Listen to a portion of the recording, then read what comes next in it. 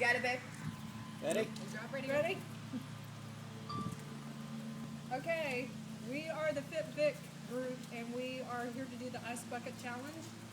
I was nominated by Kelly Wallace, Kay Dawn, and Jimmy Hudson. So this is for ALS and Huntington for me, and I nominate Lauren LeGou Steadley. I'm Vicki Try, and I was nominated by my cousin Shirley Kelly in Maine. I was also nominated by Teresa, who's next to me, and Dawn, who's next to her. I'm Dawn Alvarado, and I was nominated by my boss, Larry Potter. Thank you, Larry. And I want to nominate my boys, Trey Barbie, Tim Faree, Kyle Colon, and Skylar Alvarado. I'm Colleen, and I was nominated by Dawn here, and I nominate Jim and Jen Couch. I'm Tiffany, and I was nominated by Dawn. And I want to nominate the firemen, Oklahoma City firemen at Station 19 today, Jeannie Lewis and Blythe Lyles.